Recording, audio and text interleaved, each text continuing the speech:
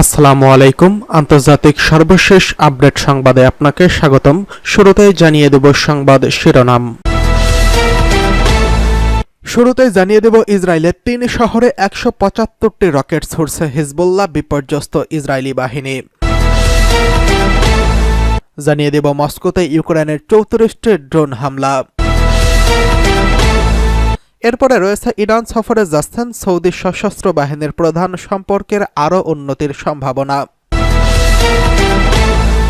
সর্বশেষ জানিয়ে দেব ঘুমের মধ্যে অসহায় ৩৫ ফিলিস্তিনিকে হত্যা করল মানবতার শত্রু ইসরায়েল, জাবালিয়ার আবাসিক ভবনে সতর্ক না করেই বিমান হামলা। এতক্ষণ শুনছিলেন সংবাদ শিরোনাম, এবারে বিস্তারিত। ইসরায়েলের ৩ শহরে ১৭৫টি রকেট ছুড়ছে হিজবুল্লাহ। হিজবুল্লাহ ইসরায়েলের হাইফা, ক্রায়োট এবং সাফেদ শহরে ১.৫ শতাধিক রকেট হামলা চালিয়েছে।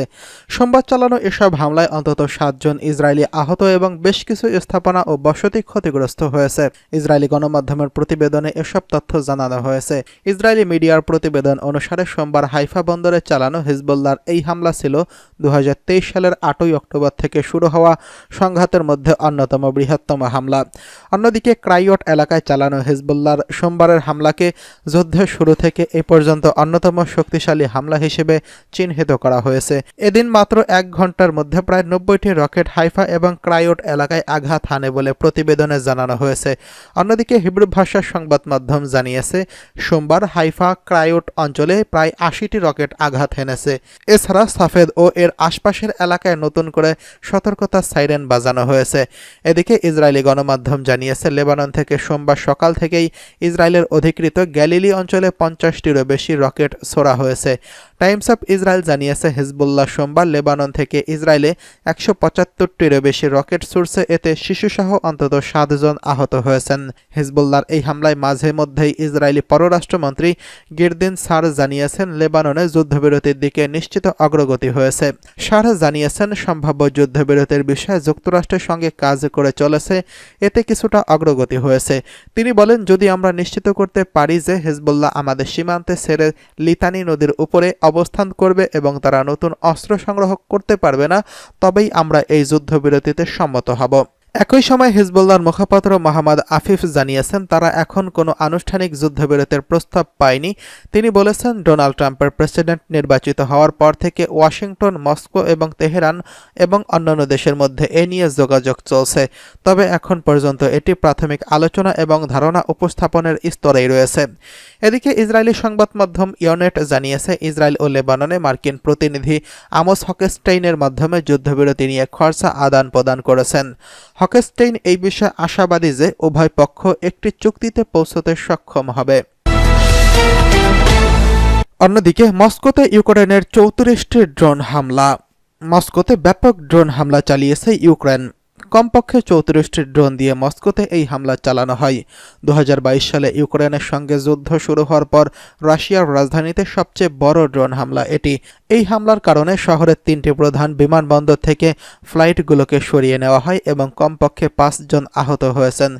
এদিকে রাশিয়ার প্রতিরক্ষা মন্ত্রণালয় দাবি করছে, তাদের বিমান প্রতিরক্ষা বাহিনী পশ্চিম রাশিয়ার অন্যান্য অঞ্চলে আরও ৫০টি ড্রোন ধ্বংস করেছে। রাশিয়ার ভূখণ্ডে সন্ত্রাসী হামলা চালানোয় কিয়েভ শাসনের একটি ব্যর্থ প্রচেষ্টা।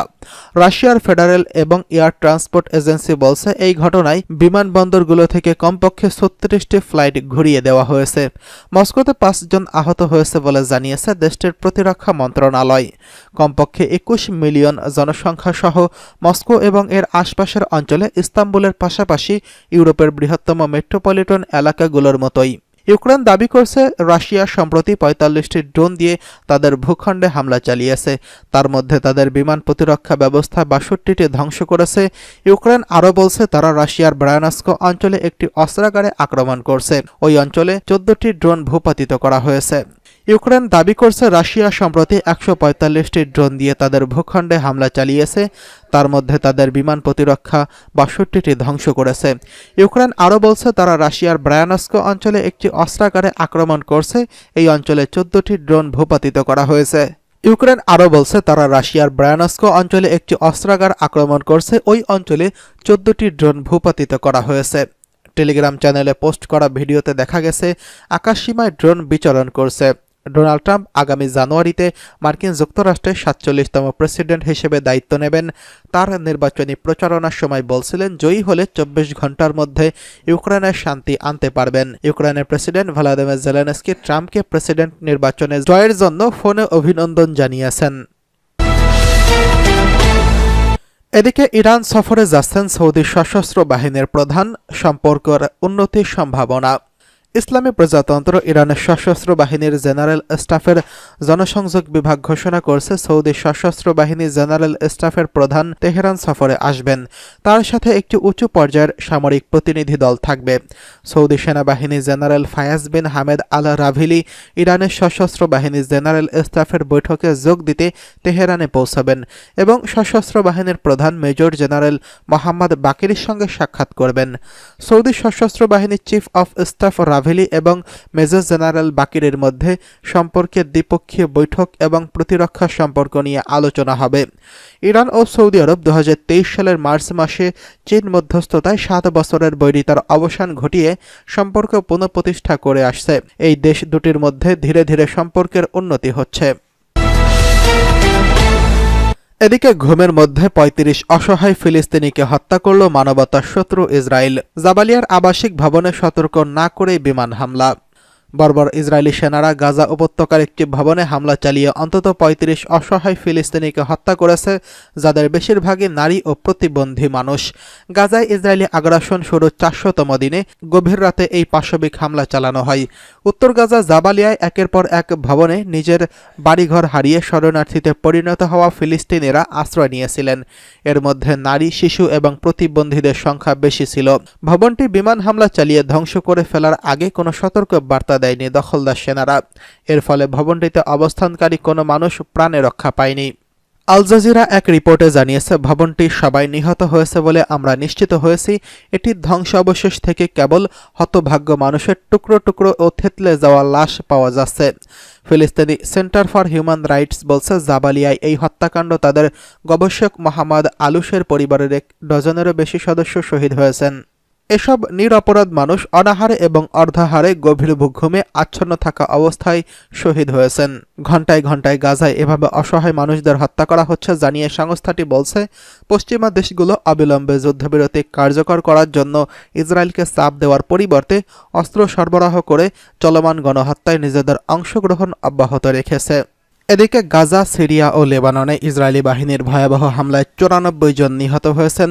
এর মধ্যে গাজায় নিহত হয়েছে প্রায় অর্ধশত ফিলিস্তিনি। অপরদিকে লেবাননে ৭ শিশুসহ নিহত হয়েছে ৩৮ জন, আর সিরিয়ায় প্রাণ হারিয়েছেন আরও ৭ জন। কাতার ভিত্তিক সংবাদ মাধ্যম জানিয়েছে, ইসরায়েলি বাহিনী গাজা জুড়ে অন্তত ৪৯ ফিলিস্তিনিকে হত্যা করছে। এর মধ্যে উত্তর গাজা জাবালিয়াতেই নিহত হয়েছে ৩৬ জন। গাজা স্বাস্থ্য মন্ত্রণালয় এই তথ্য নিশ্চিত করেছে।